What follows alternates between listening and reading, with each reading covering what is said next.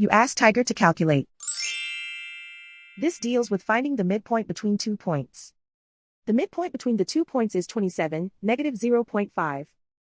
Let's solve it step by step. Plot the 2 points and calculate the midpoint using the formula.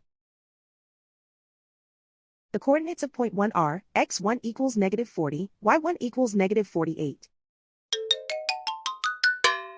The coordinates of point 2 are, x2 equals 94, y2 equals 47. PM represents the midpoint of the 2 points.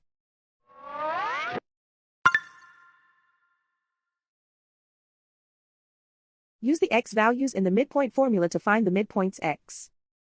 x1 equals negative 40. x2 equals 94.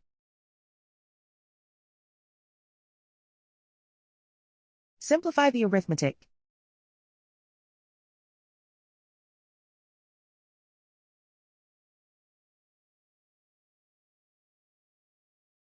Use the y values in the midpoint formula to find the midpoints y.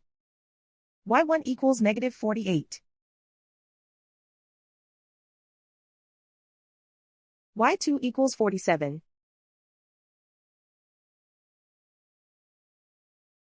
Simplify the arithmetic.